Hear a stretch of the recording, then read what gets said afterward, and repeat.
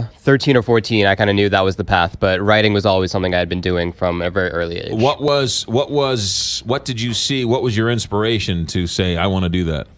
Was it a TV show? Was it a... Really wasn't one thing in particular. It was No? just my parents renting a lot of Blockbuster videos back in the day and sticking me in front of the TV. That shows you how old you are. Blockbuster Video. Yeah. For those who don't understand, there used to be these things called video stores where you would go and rent a tape and then bring it home, watch it, and then if you didn't return it in time, they would charge you a late fee. Remember those days? Unfortunately, yes. All right. So you go to NYU. You major in TV writing, news, screenwriting. Yes. What's your major? I was writing for film, television, and playwriting, and the TV concentrates were kind of looked down on. Yeah. Because, everyone wanted to be an artist. There was lots of playwrights, but we were the ones who wanted to attempt to at least make some money. Right. And 2003, TV hadn't had its boom yet. I mean, right? TV was still that sort of dirty little thing that you stuck in the corner of your house. Yeah, it was just the beginning of the cusp of all the cable TV boom and then, streaming to come. So it was kind of the perfect time to get in. So you graduate mid 2000s? Yeah, 2007. And then you off to LA? Is that what you do? Off to LA, living on the couch of my best friend and writing partner, who is also a Parkway Central graduate, Johnny Umansky, who unfortunately couldn't be here with us this morning. He's they call that small timing, I believe. He's small timing us. Yeah, unfortunately. All right, fair enough. All right, so you moved to LA in 2007, and how does that go? It took a while because, unfortunately, the Writers Guild decided to strike right as we got to town. So it was a little bit slow going, but fortunately, because there was such a downtime, there was actually an opportunity for assistants and agents and so forth to read new material. Right. And we were lucky enough to find representation, which started us on a very long and circuitous path to eventually finding some success. Okay, yeah, and actually a lot of people say that during strikes is actually when a lot of business is done because everyone's waiting to do stuff, so you're out not doing anything, and while you're not doing anything, people write things. There's all sorts of great stories of people writing something during a strike because they couldn't write during their day job. Exactly. Yeah.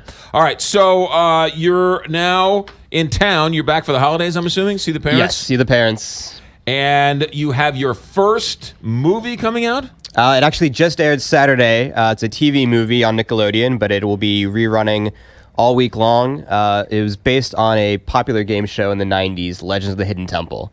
And Johnny and I decided somebody needs to bring this back because, 90s nostalgia, it's very in. Yes. We grew up watching it, and we thought there's something there that could make a really fun family, Indiana Jones style adventure. And so, what was this in the 90s? Because I missed this. You missed in the it. 90s. So it was both a physical and educational game show where it was kind of based on Mayan mythology and history. Okay.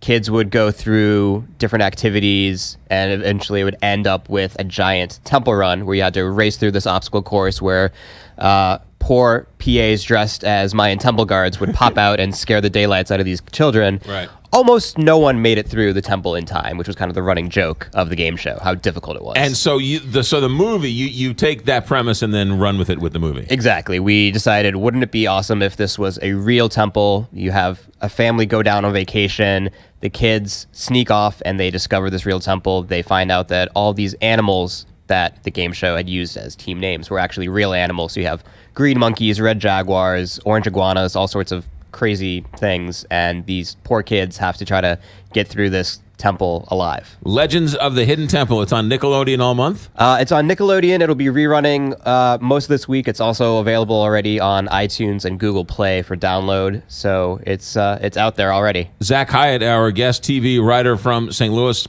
out promoting his new movie, Legends of the Hidden Temple. Is Hollywood as much a cesspool as people say it is? Not if you look hard enough. There's plenty of good people. Most of them are transplants like myself. Right.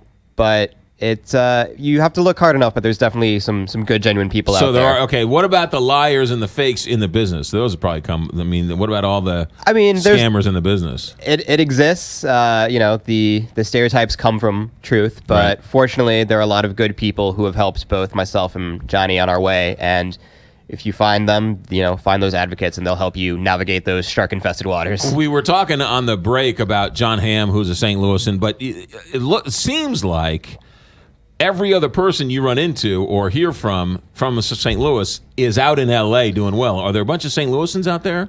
There is a good pocket of St. Louisans out there, yeah. Do you guys like team up on a Friday night and go hang out at the St. Louis bar? During Cardinals baseball season, especially during the playoffs, Right. we try to congregate, yeah. Yeah. How come there hasn't been, and this is something you should do, Zach, how come there hasn't been a definitive St. Louis national movie, right? I mean, St. Louis has got all the quirks and the characters to be a great sort of iconic movie. I think there's definitely something, whether it's present day or set in its history, that would be really interesting, or a TV show set, Right. in the middle of St. Louis. Right. I mean, you think about it, St. Louis is just ripe for some classic TV show, some classic movie, somebody's got to write that, Zach.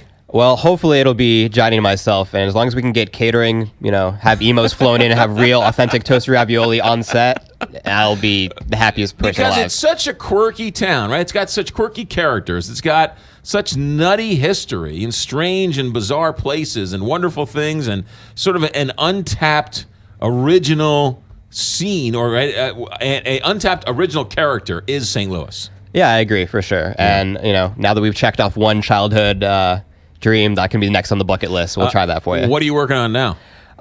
Juggling a few different projects right now. We're working on a disaster movie set on the moon, which Nice. is, a far cry from a children's movie, but we Right. like to pretty much do whatever we can, not get stuck in one box because, got to always flex those creative muscles. Right, yeah. Also, isn't television now, I mean, isn't this the golden age of television? It really is, which is both a benefit and a disadvantage for some younger writers like myself, because everyone from the film world is now pouring back into TV, realizing that there's just not as many movies made. So I think there's something like 500 shows currently being made, scripted shows on TV. So the market is it's a big bubble. It is eventually going to pop, but hopefully Right. not until we get a few more things out there. I mean, you say 500 TV shows in development. There are stories about production crews who are booked 3, 4, 5 years in advance because they don't want to lose them, because they need people. People are dying to sort of be filmmakers and production staff and everything else to make these TV shows. Oh, absolutely. And in fact, I would encourage anyone, instead of just going to Los Angeles, go out to Vancouver, because almost all of that production's out there, and you'll be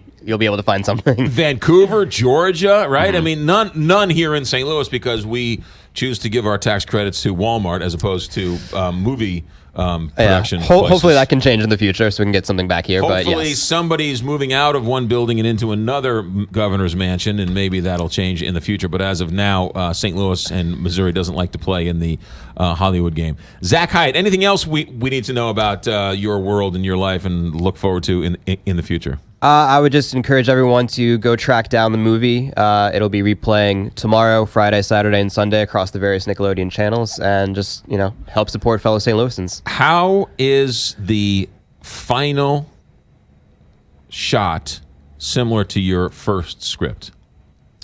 I would say the spirit of it is there from start to finish, Right. and my favorite part was our idea that there should be an actual green monkey helping these kids along, and that green monkey is there from start to finish, even when those kids finally make it out of that temple. There Spoiler you go. alert. All right, there you go. Zach Hyatt, St. Louisan, who's gone on to L.A. Zach, safe travels. You're always welcome here, and good luck down the road. Thanks for having me. 9